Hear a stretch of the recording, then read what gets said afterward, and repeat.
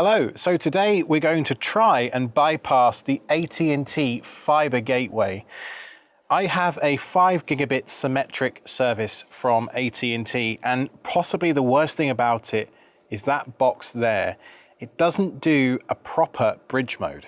So what we're going to do today is install, what's this thing called? The WAS-110.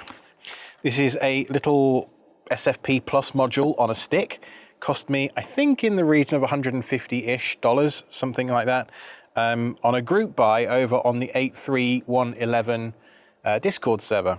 I'll put links to all this stuff in the description, of course. So today we are just going to install this little guy into my UDM Pro Max, which since the last video where I was showing you my OpenSense based Lenovo setup, I've switched out to the UDM Pro Max. Not in love with it, don't hate it either. It's just kind of like wallpaper so far.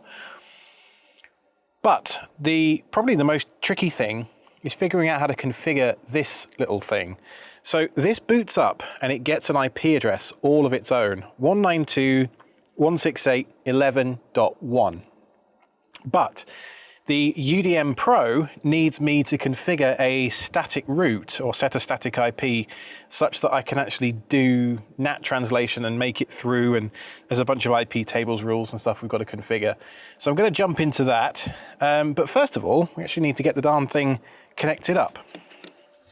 All right, so the first thing we're going to do is just make sure that we've got the correct gateway variant. So mine is the BGW320.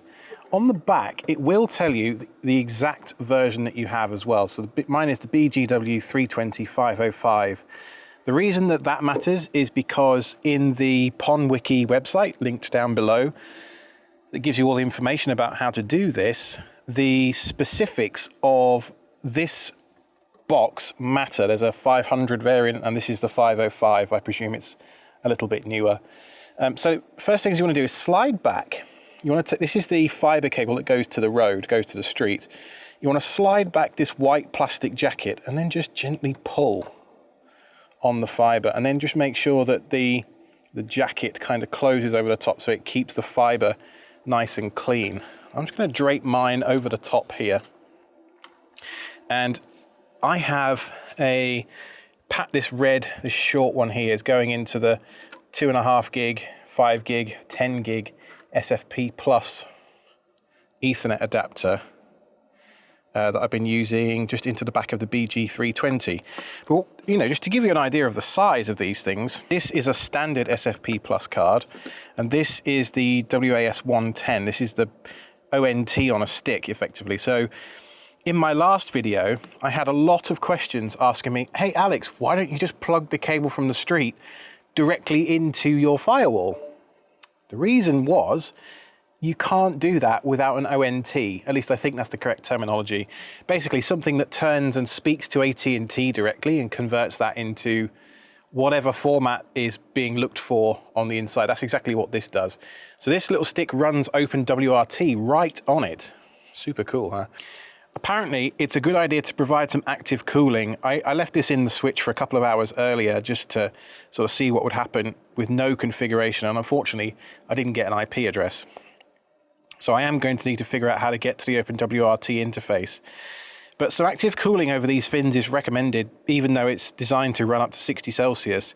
It felt like when I got it out of the switch earlier, it was running at about that. So, you know, just bear that in mind. So I'm just going to put mine into this top slot up here, and it's important that you know which slot you're putting it into so that in the UniFi software you can configure it correctly. This port up here, the top right port, I think it's port number 9. You've got 1 through 8, 9, 10, 11, I think. The reason that that's important that you know that is because in the IP tables rules, you're going to need to know the Ethernet interface. Name. Now, you see there's a little ridge on top. This is the cable that came out of the back of the AT&T gateway. There's a little ridge on top that goes into this key. It's a keyed slot, right? You see, unless you are ham-fisted, you can't really put that in the wrong way. So I'm just going to push this in until it clicks. And I think we're good. Like, I'm pretty new to all this fiber optic stuff, so Forgive me if that's not quite the right way to do it, but I think it is. It feels like it's in there pretty good and solid.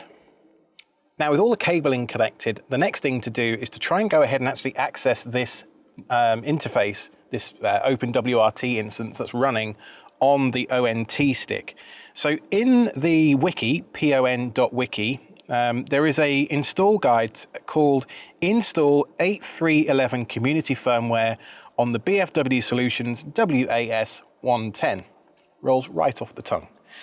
I want to jump down to the portion of the page that says set a static IP over here on the right-hand side of the table of contents. I also want to make sure that in my UniFi console that I have enabled SSH on my UDM Pro. You get logged into your controller. I'm doing this on the actual controller itself, so 10.42.0.254 refers to the physical IP address of the controller on my LAN. On the left-hand side here under console settings, there is a box here called SSH.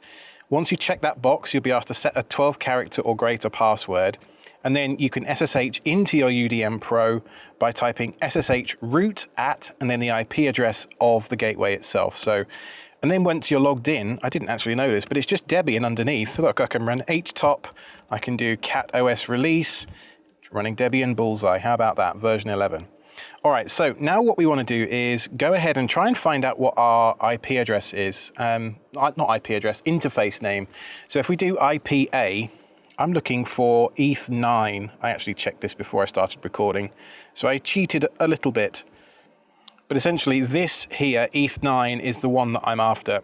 And the reason that that's important is because in the wiki here, it tells me that I need to modify this command slightly in order to put this into the command line. So what we're doing here is setting a static IP address, and I'm just going to put ETH9.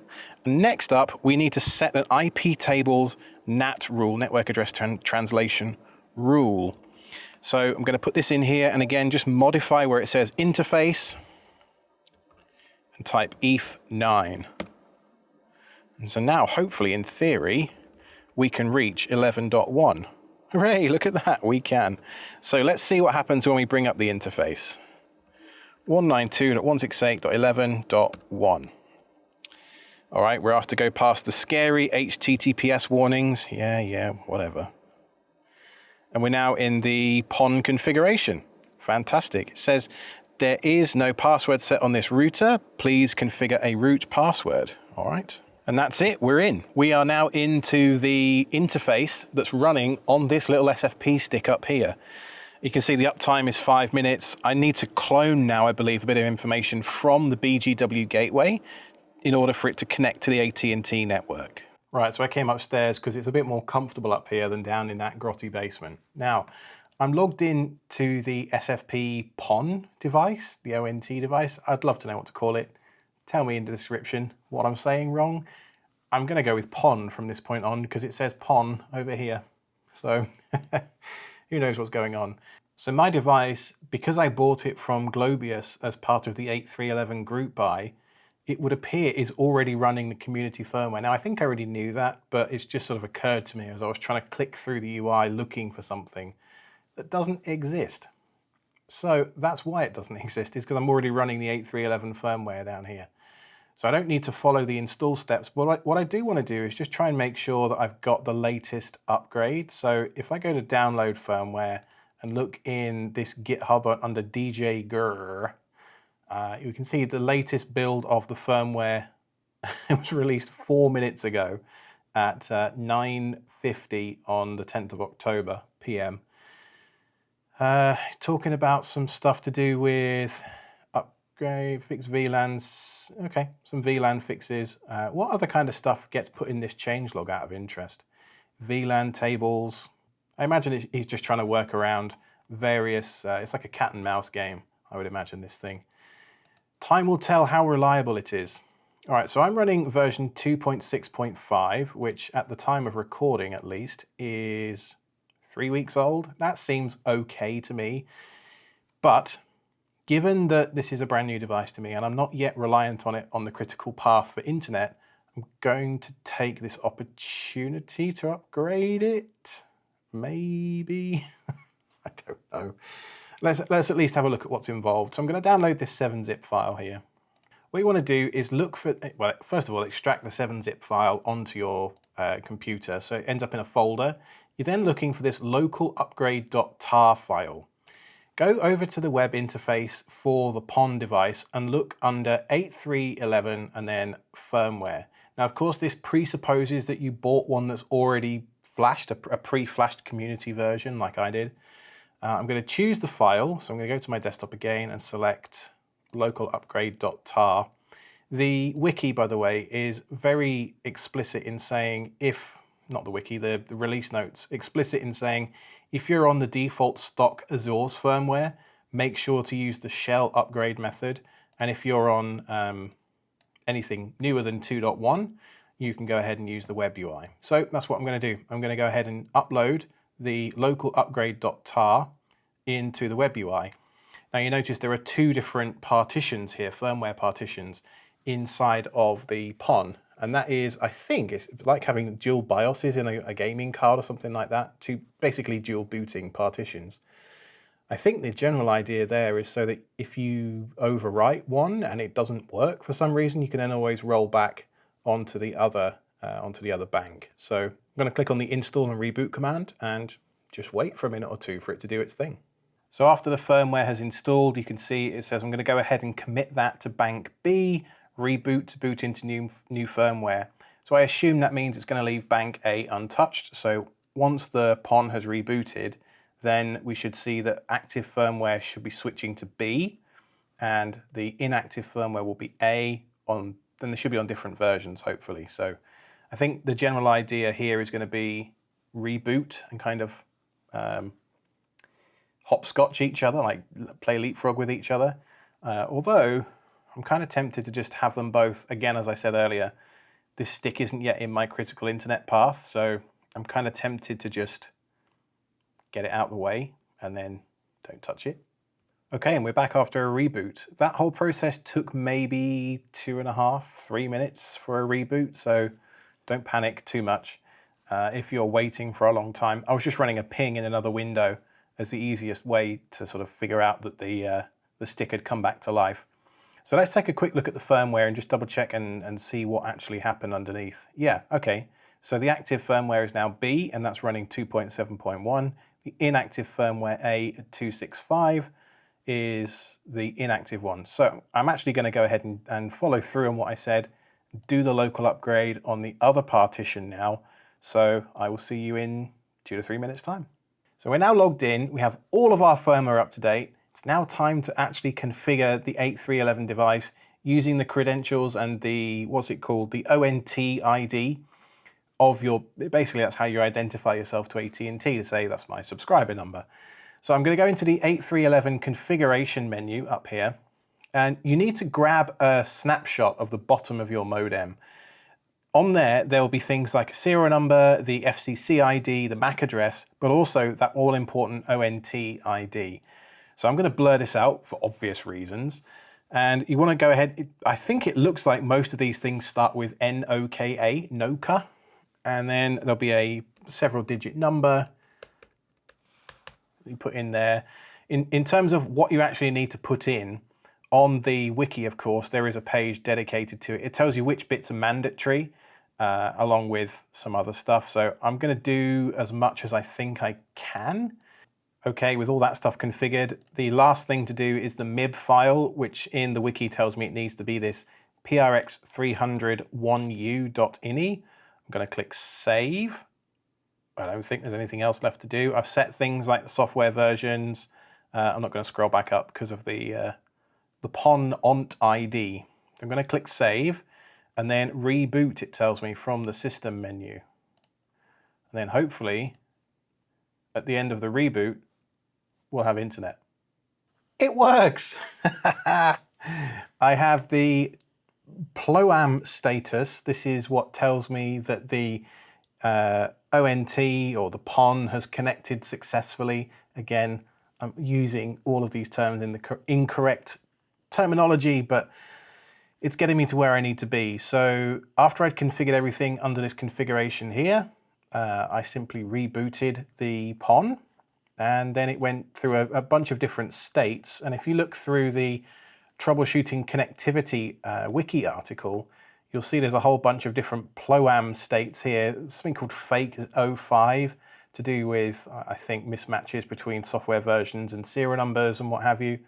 Not important. What is important is that the UniFi gateway, I'm going to blur this out because I don't really want my public IP addresses in your knowledge, but I have a public IP address, and if I go to IP Chicken, you can see here that I'm on lightspeed.sbcglobal.net. So let's see what happens if I run a speed test now. This is going to be really interesting.